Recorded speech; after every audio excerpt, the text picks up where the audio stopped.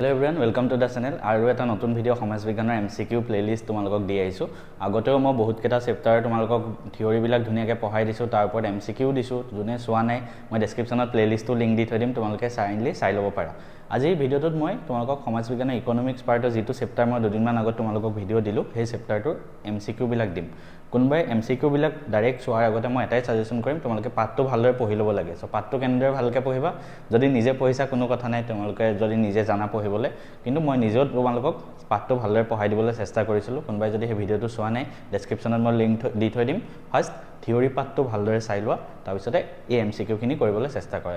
ইয়াত মই বহুত কেটা MCQ দিছো, পৰীক্ষা দিয়াৰ পৰা আহিব পাৰে চাবা, গতিকে গোটে MCQ খিনি চাবা লাষ্টলৈকে।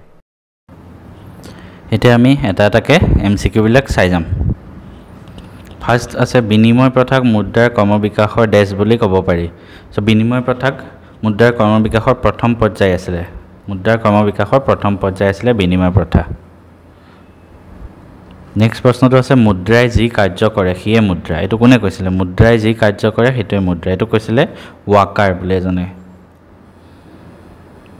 নেক্সট প্ৰশ্নটো মুদ্ৰা নিয়ন্ত্ৰণৰ জৰিয়তে কোনে মুদ্ৰাৰ যোগান কম বেছি কৰিব পাৰে। মই ক্লাছ পাঠটো পঢ়াওঁতে তোমালোকক কৈছিলো যে মুদ্ৰা নিয়ন্ত্ৰণ মানি কন্ট্ৰোল যিবিলাক মেথড হয় হেতু ভাৰতত কোনে কৰে, কাৰ কাম আছিল আমি পঢ়িছিলো।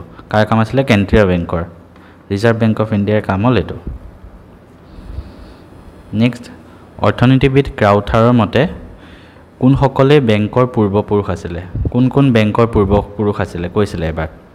কোন আছিল? বেপাৰীসকল, সোণাৰীসকল আৰু ঋণ দিওতা মহাজনসকল। এই গোটেইবোৰে বেংকৰ পূৰ্বপুৰুষ আছিল। আমি পাঠটো পঢ়োঁতে ধুনীয়াকৈ চাই আছিলো, গতিকে ওপৰৰ আটাইবোৰ অপচনটো কাৰেক্ট হ'ব।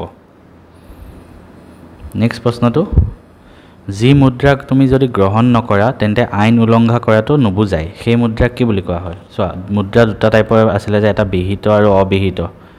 এনেকুৱা টাইপৰ মুদ্ৰা আছিল। বিহিত মুদ্ৰা আছিল সেইবোৰ যিবোৰ লিগেল মানি, মানে লিগেল টেন্ডাৰ মানি বুলি কয়। সেইবোৰ তুমি গ্ৰহণ কৰিব লাগিব। দোকান এখনত গৈ যদি বিহিত মুদ্ৰা দিয়া সি ল'বই লাগিব। যেনেকৈ তুমি 10 টকা 5 টকা যিয়ে নিদিয়া সেই ল'বই লাগিব। কিন্তু কিছুমান আছে অবিহিত মুদ্ৰা, সেইবোৰ নললেও একো মানে আইন উলংঘা কৰাটো নুবুজায়। তো তাৰ উদাহৰণ এটা মই তোমালোকক পঢ়াইছিলো, কি আছিলে?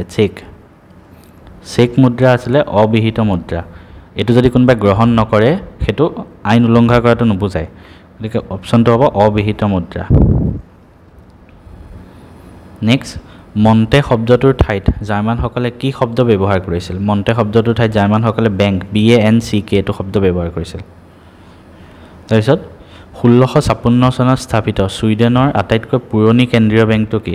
চ' মই যেতিয়া তোমালোকক পাঠটো পঢ়াই আছিলোঁ তাতে কৈছিলোঁ যে আটাইতকৈ যদি পুৰণি কেন্দ্ৰীয় বেংকটো সোধে কি হয়? ৰিক্স বেংক, RIKS, ৰিক্স বেংক। ক'ৰ হয়? ছুইডেনৰ। গোটেইকেইটা বস্তু মনত ৰাখিবা। আৰু কিমান চনত স্থাপন হৈছিলে? 1656। এই তিনিটা পইণ্টে মনত ৰাখিবা। চ' অপশ্যন কি হ'ব? ৰিক্স বেংক। নেক্সট প্ৰশ্নটো চাওঁ।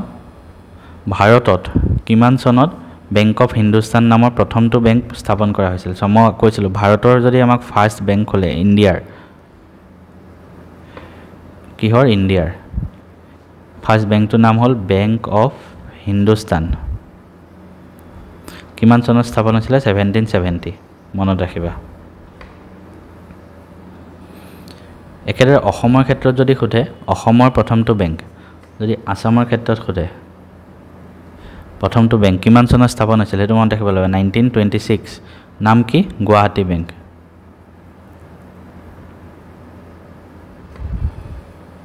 ঠিক আছে। নেক্সট প্ৰশ্নটো চাওঁ। কোন হ'ল দেশ এখনৰ বেংক ব্যৱস্থাৰ মুৰব্বী বেংক? দেশৰ মুৰব্বী বেংক বুলি কোন হয়? ৰিজাৰ্ভ বেংকে হ'ব, চেণ্ট্ৰেল বেংক। কেন্দ্ৰীয় বেংক হৈছে বেংকসমূহৰ বেংক।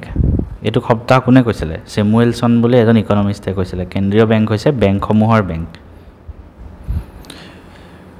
কাগজী মুদ্ৰা যোগান ধৰাৰ একমাত্ৰ অধিকাৰ কাৰ হাতত আছে? কাগজী মুদ্ৰা মানে নোটবিলাক। মই পাঠটো পঢ়াওঁতে ধুনীয়াকৈ কৈছিলোঁ, নোটবিলাক যোগান ধৰাৰ একমাত্ৰ অধিকাৰ অকল RBI হাতত আছে, চেণ্ট্ৰেল বেংকৰ ওচৰত। ঠিক আছে। আৰু যদি কইনবিলাকৰ কথা কয়, কইনবিলাক মানে মুদ্ৰাবিলাক যিবিলাক হয়, মুদ্ৰা বনোৱাৰ অধিকাৰ কাৰ হাতত আছে? গভৰ্ণমেণ্টৰ, চেণ্ট্ৰেল গভৰ্ণমেণ্টৰ হাতত আছে।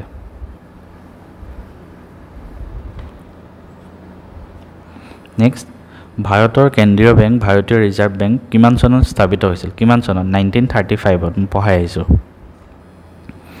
নাবাৰ্ড কিমান চনত স্থাপন হৈছিল নাবাৰ্ডৰ ফুল ফৰ্ম মই তোমালোকক কৈ গৈছিলোঁ পাঠটো পঢ়াওঁতে কি আছিলে মনত পেলোৱা নেশ্যনেল ফুল ফৰ্মো আহে মানে নেশ্যনেল বেংক ফৰ এগ্ৰিকালচাৰ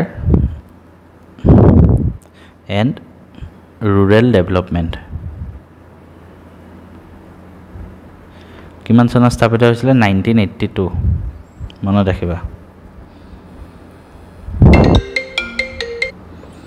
ইয়াৰ পিছৰ প্ৰশ্নটো আছে ভাৰতীয় ক্ষুদ্ৰ উদ্যোগ উন্নয়ন বেংক চিডবি মুখ্য কাৰ্যালয় ক'ত অৱস্থিত চিডবি ফুল ফৰ্মটো মই ক্লাছত তোমালোকক কৈ গৈছিলোঁ যে এইটো তোমালোকে চাবা চিডবি ফুল ফৰ্ম কি আছিলে স্মল ইণ্ডাষ্ট্ৰী ডেভেলপমেণ্ট তাৰপিছত bank of India small industries development bank of India চিডবি year headquarter ক'ত আছিলে লক্ষ্ণৌ নেক্সট কুৱেশ্যন ভাৰতৰ প্ৰধান 14টা বাণিজ্যিক বেংক আছে ভাৰতৰ কমাৰ্চিয়েল বেংক প্ৰধান 14টা আছে এটা ৰাষ্ট্ৰীয়কৰণ মানে গভৰ্ণমেণ্ট বেংক কেতিয়া কৰা হৈছিলে ৰাষ্ট্ৰীয়কৰণ নেশ্যনেলাইজেশ্যন অফ বেংক এটা ইম্পৰ্টেণ্ট হয় এইটো কেতিয়া কৰা হৈছিলে 1969ত মনত ৰাখিবা আমেৰিকা যুক্তৰাষ্ট্ৰীয়ৰ কেন্দ্ৰীয় বেংকটোৰ নাম কি ফেডাৰেল ৰিজাৰ্ভ ছিষ্টেম এইটো হয় আমেৰিকাৰটো বৰ্তমান ভাৰতত কেইটা আঞ্চলিক গ্ৰাম্য বেংক কাৰ্যকৰী হৈ আছে এজ পাৰ 2014 কেইটা আমাৰ ইণ্ডিয়াত RRB আছে ৰিজনেল ৰুৰেল বেংক আঞ্চলিক গ্ৰাম্য বেংক কেইটা আছে 57টা মনত ৰাখিবা ঠিক আছে ইমানে আছিলে কুৱেশ্যন নেক্সট আমি নেক্সট চেপ্টাৰ ডিছকাছ কৰিম